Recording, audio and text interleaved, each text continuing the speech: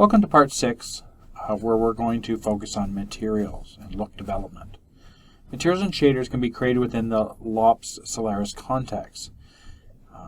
You're going to do this here using quick surface materials and then assign them using a material linker. You also add textures to the backdrop and set it up properly with UVs.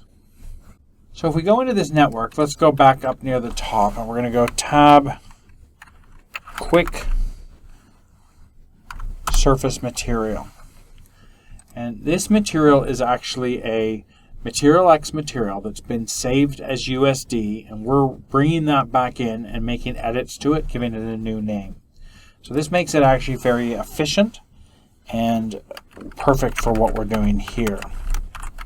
And it's friendly with the Karma XBU render. So we're going to do that. Then we're going to go Alt-click and drag to create a second one. And this one we're going to call Drop Matte. Okay. And right now for the backdrop we're going to change its color to, let's go green and go with a dark green. Okay. So we're going to feed this into this and this into this. And when we do that, well, nothing happens quite yet. What we want to do is just before the camera, we can do it here. We're going to put a linker. There's a light linker or a material linker. We're going to put a material linker down. And when we do that, it takes the materials that we have and makes them available. And then all our geometry is over here. And this is where we can set them together. So we take the soccer ball, drag that over. Then we go to the geometry and we get the soccer ball geometry and we put that over here. Perfect. Now the backdrop should probably be in the geo as well. So one of the things is, let's go to that backdrop node there.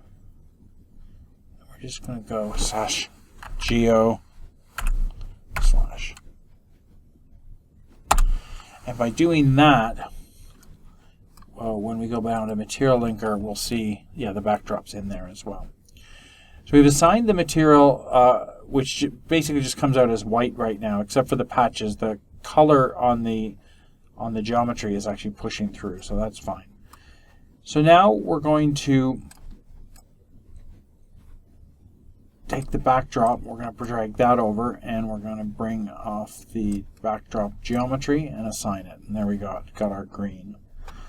And if we want to, we can go back to here, maybe go to this, and darken that a little bit.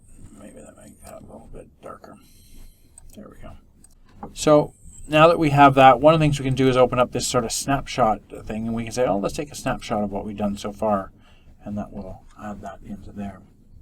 Now let's take the soccer ball material node, and under base color, we're going to click on this and say set or create. And it's a UV grid by default, but what we're going to do is don't click on that second one, click on the first one, and we're going to go $hip, texture, and get the color map. And there we go. Now, it turns out that we're not getting our, okay, so let's tab well, actually, you know what we're going to do? We're going to use the select tool. We're going to select that, and let's go tab transform, and let's see if we can rotate around and find the, yeah, we can rotate around and get the texture. So we were sort of pointed the wrong way to see the nice little texture on there, but now we're good to go. So let's go back up to the material there, and what we want to do is add in other texture maps. Like for instance, roughness. We can say, well, let's get a roughness map, and let's go. And there's a roughness one. And there's actually a specular color map, so we can go and get reflect. And then we can also, and we go all the way down to bump, we can get a normal map. say set or create, and get the normal map. And that adds a bit of thickness to there.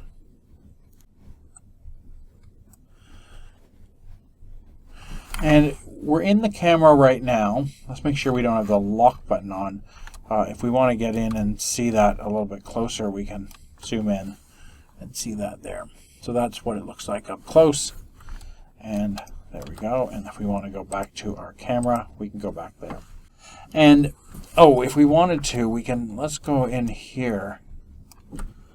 And what if we changes that to 0.5? And then we get, we can start to see a little bit of bump in the logo a little bit that we have there. So we can go in there and say camera. Now we want to add some color to the backdrop. So let's change this back to 111. So it's perfectly white. And then we're going to, just like we did before, we're going to go set or create, and we're going to get the $hip, textures, and the backdrop color. And sort of a weird thing there. Let's just go get the specular color. So we're going to set or create that, and we'll do backdrop reflect. Okay, so that's not giving us exactly what we want, and part of the reason is the UVs on the backdrop. So let's go back to the backdrop here, dive in, and between the grid and the bend, we're going to add a tab UV project. And so if we were to look at it like this, okay, we can initialize to best plane. There we go. And generally the V range, we want to go -1 here, and that way we flip it around to go in the right direction. Now, once we've got that, we can go back to the stage level, and now we'll see that the texture is, oh, it's flat. Why is that happening? Well, we forgot to set the display flag back to the end of the chain, so it was picking that up in the wrong place. But come back to the stage. Let's click there so we don't see the handle, and let's just click an empty space there. Okay, we'll click over there, and that gets us, deselects that. Okay, so now that we have this rendering, let's create another snapshot. And you'll see that we now have a snapshot from before and one from now. Now let's go to a new pane tab, the Solaris Render Gallery. And in here we can display the two images just by clicking on them. And we can also do something where we go and tag one as A and one is B to do some diffing.